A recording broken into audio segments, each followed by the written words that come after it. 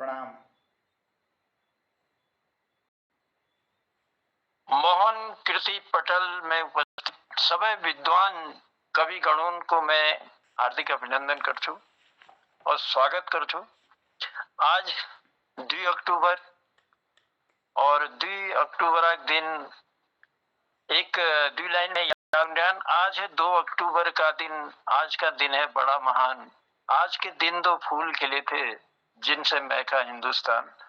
तो 2 महान विभूतियों ने आज के दिन जन्म लिया और उनको हम श्रद्धा सुमन अर्पित करते हैं, नमन करते हैं। और आज के इस दिन में आज का जो वैसे तो कार्यक्रम हमारा था 1 हफ्ते तक कुमाऊनी जो हमारी काव्य धारा थी उसमें लाना था, लेकिन आज थोड़ा सा परिवर्तन इस वजह से किया है कि आज का दिन छूट है सबके लिए। आप हमें हिंदी में, कुमाऊनी में, गढ़वाली में, जौनसारी में किसी में भी अपना कविता पाठ सुना सकते हैं, लेकिन टाइम के अंदर। और उसी टाइम के अंदर हम आप सबका स्वागत करेंगे, हृदय से आपका आभार प्रकट करेंगे। आपका स्नेह प्यार हमें लगातार मिलता रहता है। और थोड़ा सा बात कहते हुए, आज हमारा जो कार्यक्रम है वो 760वां कार्यक्रम है और तीसरे वर्ष की ये 66वीं शाम है। तो लगातार अविरल रूप से मोहन कीर्ति पटल पर हमारा ये कार्यक्रम चल रहा है और मैं मोहनदा का विशेष रूप से आभार प्रकट करता हूँ कि उन्होंने इस कीर्ति पटल को अविरल रूप से चलाने में बहुत बड़ा त्याग किया है, बहुत तपस्या की है और बहुत बड़ा योगदान उनका है।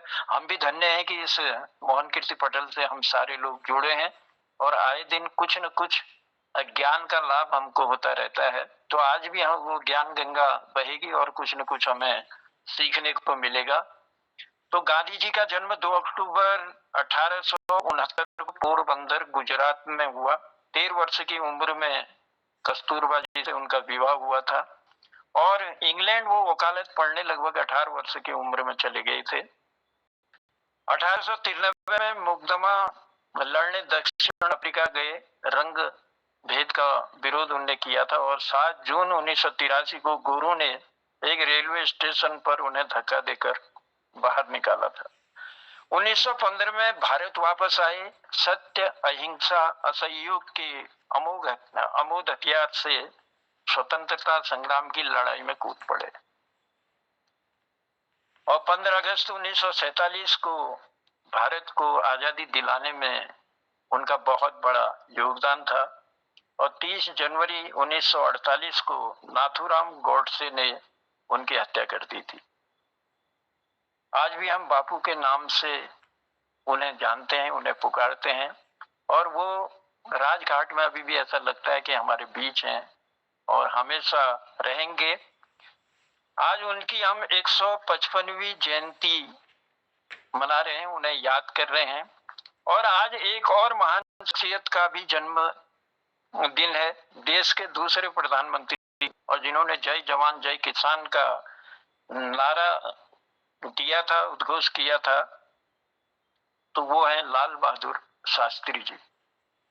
और उनकी जो है आज उनका जो जन्म हुआ था, अवतरण हुआ था 2 अक्टूबर 1904 को और आज उनकी हम 120वीं जयंती भी मना रहे हैं। उन्हें हम सब आज के दिन याद करते हैं और श्रद्धा सुमन अर्पित करते हैं। और इसी के साथ एक और जो घटना हमारे देश में, हमारे प्रदेश में आज के दिन घटी थी, वो अहिंसात्मक ढंग से आंदोलन कर रहे, राज्य प्राप्ति आंदोलन की लड़ाई में शहीद हुए उन सभी 42 आंदोलनकारियों, उन शहीदों को भी हम नमन करते हैं, उन्हें भी श्रद्धांजलि अर्पित करते हैं।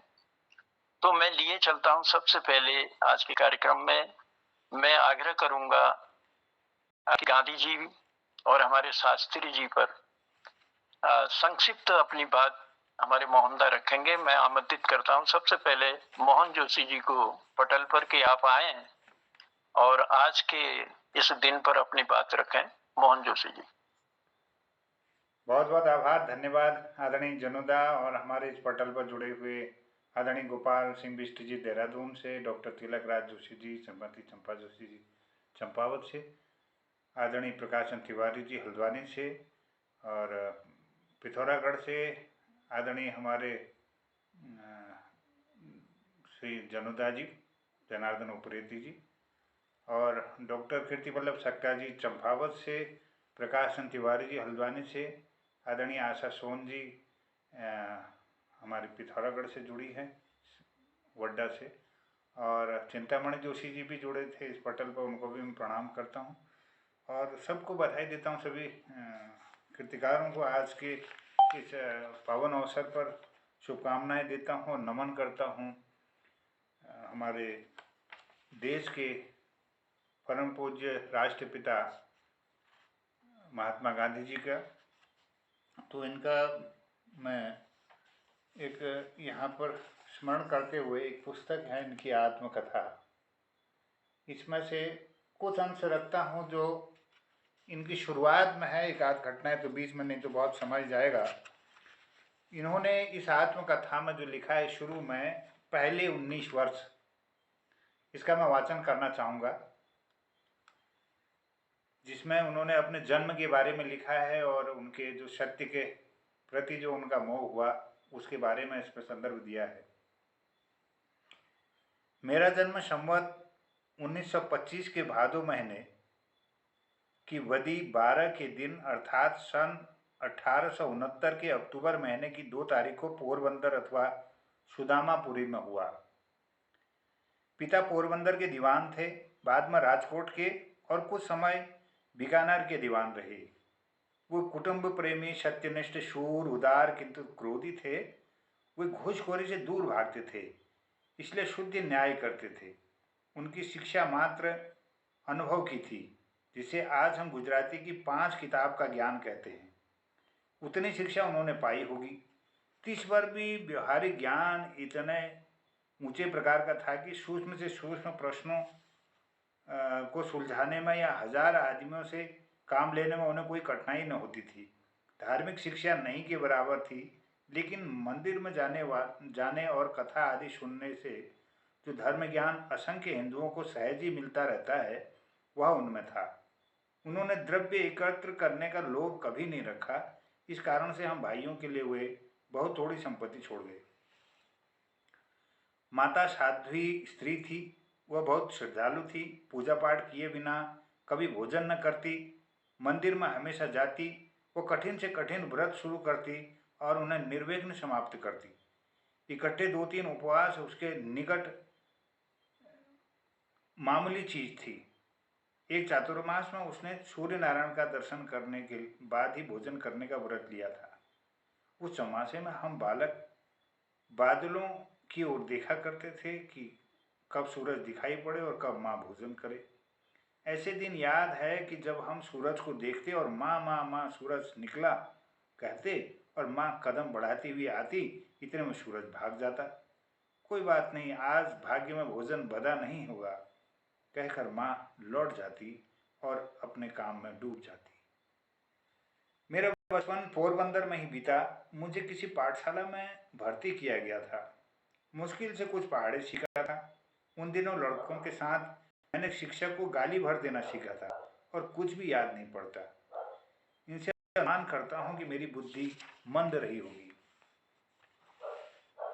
ये पहला उनका खंड है और उसमें उन्होंने लिखा है बचपन के बारे में। जब पिताजी राजकोट गए तब मेरी उम्र कोई 7 साल की रही होगी। मुझे राजकोट की गांवटी शाला में भर्ती किया गया। वहाँ मेरी गिनती मुश्किल से साधारण छात्रों में हुई होगी। गांवठी शाला से उपनगर की शाला में और वहाँ से हाई स्कूल में। यहाँ तक पहुँचते हुए मेरा 12वां वर्ष बीत चुका था। इस उम्र तक मैंने कभी भी शिक्षकों को ठगा नहीं और न कोई मित्र ही बनाया। मैं बहुत ही शर्मीला लड़का था। पाठशाला में अपने काम से ही काम रखता था। घंटी बजते समय पहुंचना और पाठशाला के बंद होने पर घर भागना। मुझे किसी से बातें करना अच्छा न लगता था। मन में और डर बना रहता था कि कहीं कोई मेरा मजाक तो नहीं उड़ाएगा। हाई स्कूल के पहले ही वर्ष में शिक्षा विभाग के इंस्पेक्टर स्कूल का निरीक्षण करने आए। उन्होंने पहली कक्षा के लड़कों को 5 शब्द लिखवाए। उनमें से एक शब्द के हिज्जे मैंने गलत लिखे। शिक्षक ने मुझे अपनी बूट की नोक मारकर चेताया, पर मैं क्यों चेतने लगा? मुझे यह ख्याल ही न आ सका कि शिक्षक मुझे सामने वाले लड़के की पट्टी देखकर हिज्जे सुधार लेने का इशारा कर रहे हैं। मैंने तो यह माना था कि शिक्षक इस बात की निगरानी रख रहे हैं कि हम एक दूसरे की चोरी न करें। शिक्षक ने बाद में मुझे मेरी मूर्खता समझाई, लेकिन मेरे मन पर उनके समझाने का कोई असर न हुआ। मैं दूसरे लड़कों की कॉपी से चोरी करना कभी सीख न सका। इस सब के रहते भी मैं शिक्षक के प्रति अपना विनम्र विनय कभी न चूका। बड़ों के दोष न देखने का गुण मुझमें सहज ही था।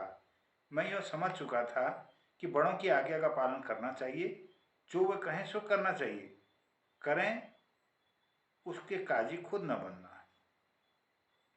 साधारणतः पाठशाला की पुस्तकों के सिवाय और कुछ पढ़ने का मुझे शौक न था।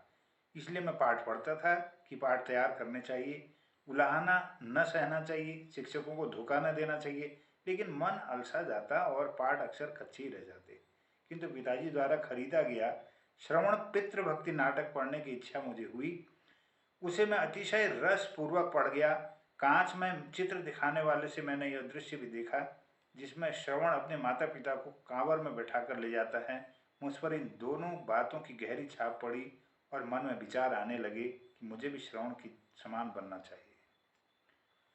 इन्हीं दिनों मैंने हरिश्चंद्र नाटक देखा। उसे बार बार देखने की इच्छा होने लगी, पर यूं बार बार तो कौन जाने देता। फिर भी अपने मन में मैंने इस नाटक को सैकड़ों बार खेला होगा। मुझे हरिश्चंद्र के सपने आते, मन में एक ही धुन रहती, हरिश्चंद्र की तरह सत्यवादी सब क्यों नहीं बन हो सकते। ऐसी विपत्तियां हरिश्चंद्र पर पड़ी। वैसे विपत्तियों को सहना और सत्य का पालन करना ही वास्तविक सत्य है। हरिश्चंद्र का दुख देखकर और उसकी याद करके मैं बहुत रोया हूँ। यह बचपन की एक घटना है जो सत्यवादी हरिश्चंद्र का चरित्र जो है उनको प्रभाव देता है, और वह संकल्प लेते हैं कि हरिश्चंद्र की तरह ही बनना चाहिए।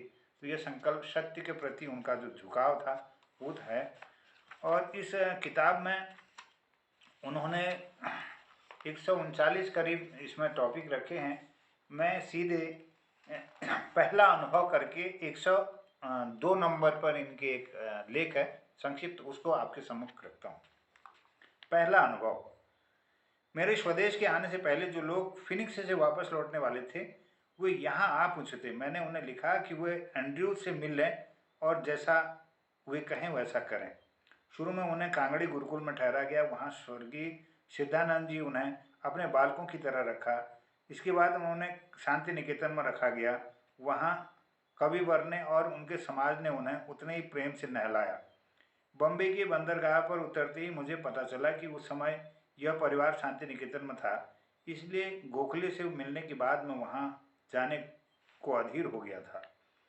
बम्बई में सम्मान स्वीकार करते समय मुझे एक छोटा सा सत्याग्रह करना पड़ा था।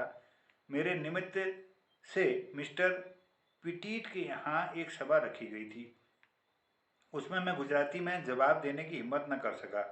उस महल में और आँखों को चौंधिया जाने वाले उस ठाट बाट के बीच गिरिमिटियों की सोहबत में रहने वाला मैं अपने आप को देहाती जैसा लगा। आज की पोशाक के मुकाबले उस समय पहना हुआ अंगरखा, साफा आदि अपेक्षाकृत सभ्य पोशाक कही जा सकती है। फिर भी मैं उस अलंकृत समाज में अलग ही छिटका पड़ता था।